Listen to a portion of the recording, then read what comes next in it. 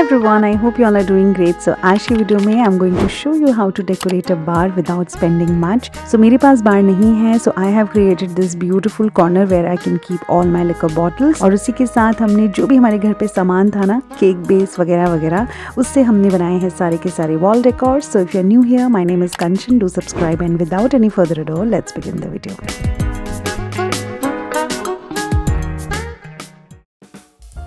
So these are the printouts I have taken out from my printer. मेरे पास inkjet printer है Epson का, मैं इसका लिंक आपको डिस्क्रिप्शन बॉक्स में दे दूंगी.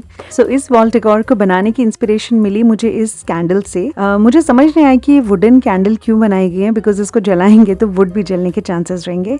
तो इसका वैक्स मैंने निकाल दिया और अंदर की तरफ मैंने सोचा एक अमेजिंग सा हम मग होता है ना बेयर का, वैसा कुछ बनाएंगे. So इसके अंदर के लिए मैंने एक प्रिंट आउट निकाला और उसको मैंने कुछ इस तरह से स्टिक कर दिया.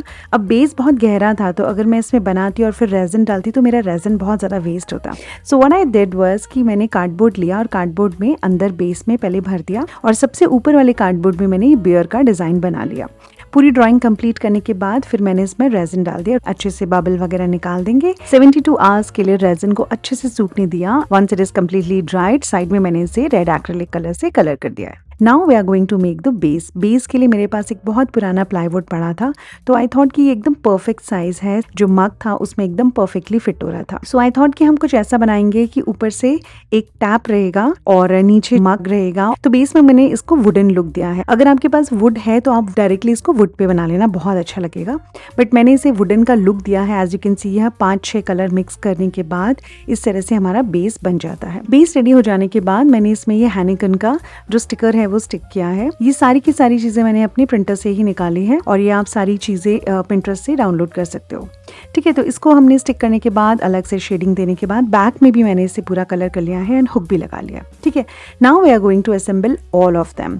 तो यहाँ पर मेरे पास टैप है, मेरा मग है and all the base is done. Now the biggest question was कि मैं इसे स्टिक कैसे करूंगी. सो देन आई थॉट कि हम इसे नेल से ही लगाएंगे. नेल से लगाना बहुत ईजी भी होगा और यह फॉरएवर स्टिक रहेगा.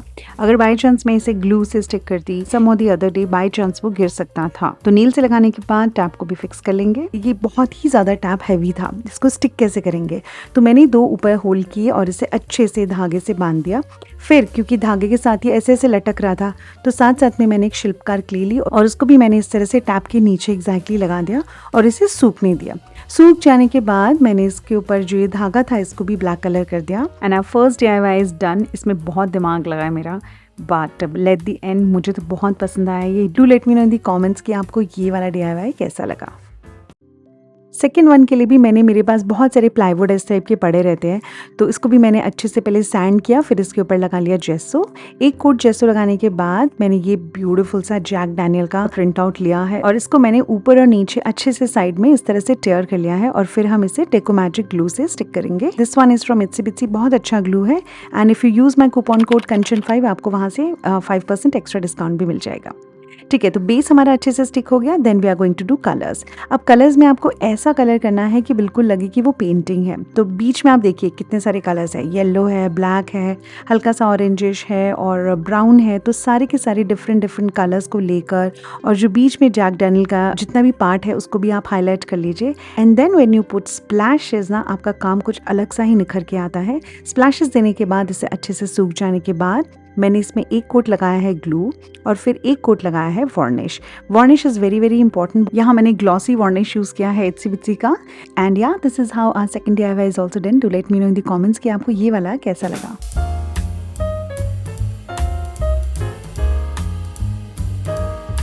थर्ड वन के लिए ना मैंने केक बेस लिया है. आगे जो भी तीनों DIYs में बनाऊंगी सबको मैं सेम ही प्रोसीजर से बनाऊंगी. केक बेस लेंगे, उसके ऊपर कलर लगाएंगे और फिर प्रिंट आउट लेंगे. इस वाले का प्रिंट आउट मैंने 2-3 बार लिया बिकॉज मुझे ये एग्जैक्टली उसी साइज का चाहिए था, ना बड़ा ना छोटा. तो इसको भी हम स्टिक कर लेंगे और वार्निश लगा के इसको भी सील कर लेंगे. ज़्यादा कुछ नहीं किया है मैंने इसमें. और पीछे की तरफ भी हम हुक लगा लेंगे. इन सब के पीछे मैंने हुक लगाया है. अगर आपके पास हुक नहीं है ना तो आप जूट रोप से भी साइड में इस तरह से हुक बना सकते हैं। That is also very very easy way to hang your wall decor. Varnish लगाने का एक बेनिफिट ये रहता है, जब भी आप अपने कोई भी आर्ट वर्क को क्लीन करते हैं ना, you can easily clean it with wet cloth also. Wet cloth वैसे मैं प्रेफर नहीं करूँगी। I always clean my art work with vacuum cleaner. That is the best way to clean any art work. और बन जाता है हमारा third DIY भी। लेट मी नो आपको ये वाला कैसा लगा। वैसे ये बहुत ही सिंपल था, इसमें मैंने ज़्यादा कुछ नहीं किया, सिंपली बस प्रिंट आउट लिया और स्टिक कर दिया। फोर्थ वन में भी हमने सेम ऐसा ही करना है। अब यहाँ एक ट्विस्ट है, क्योंकि ये बहुत ही ज़्यादा बड़ा था बेस मेरा, तो इसके लिए मुझे 2 प्रिंट आउट लेने पड़े। काफ़ी बार ये होता है ना कि A4 में फिट नहीं आता है, तो कैसे करोगे आप। तो मैंने क्या किया, 2 इस तरह से अलग अलग में प्रिंट आउट लिया, एंड देन बीच में एक हल्की सी लाइन आई है, उसको I have tried to cover it with colours. और जब भी आप स्टिक करते हो ना, बी वेरी वेरी केयरफुल, थोड़ा सा सेम डिज़ाइन के ऊपर ही इसे स्टिक करना। स्टिक हो जाने के बाद मैंने ग्लू का एक इस पर कोट दिया है, और फिर विल स्टार्ट कलरिंग। जब भी हम कलर्स करते हैं ना, तो मैं हमेशा ट्राई करती हूँ कि जो पेंटिंग है ना, उसको भी हम अच्छे से हाईलाइट करें। And here you can see मैंने इसका ड्रेस एंड साइड में सारी चीज़ें हाईलाइट कर ली हैं, and you can not see the line in between. Can you सी?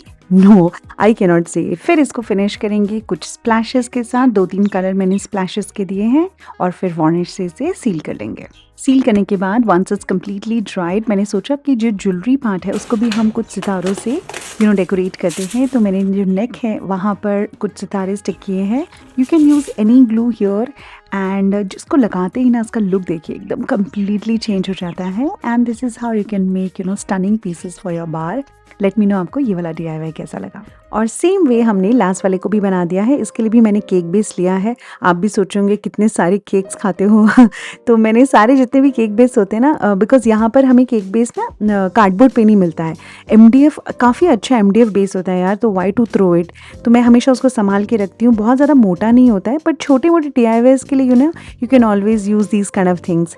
तो इसको भी मैंने पहले जेसो लगा लिया, फिर एक ब्यूटीफुल सा प्रिंट निकाला, इसको हमने स्टिक किया, और साइड में ज़्यादा कुछ नहीं किया है। छोटा मोटा जो अंदर उसने ड्रेस पहना है ना, वैसा ही मैंने साइड में बॉर्डर बना दिया। इसके बाद मैंने इसे ग्लॉसी वार्निश से सील किया है। ग्लॉसी वार्निश लगाती है ना, आपका जो वर्क है बहुत ही शाइन करता है, ग्लॉसी इफेक्ट देता है।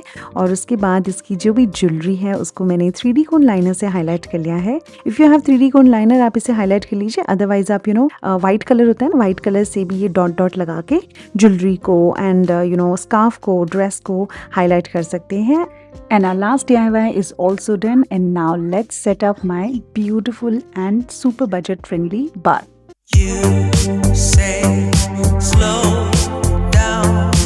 I don't like to move too fast. It drowns the truth with things that are not. So yeah, that is it for today's tutorial. Do let me know आपको सबसे अच्छा इसमें से DIY कौन सा लगा. If you're new here, consider subscribing and watch my other videos as well. मिलते हैं मेरी अगली वीडियो में. Till then, take care and see you next time. Bye bye.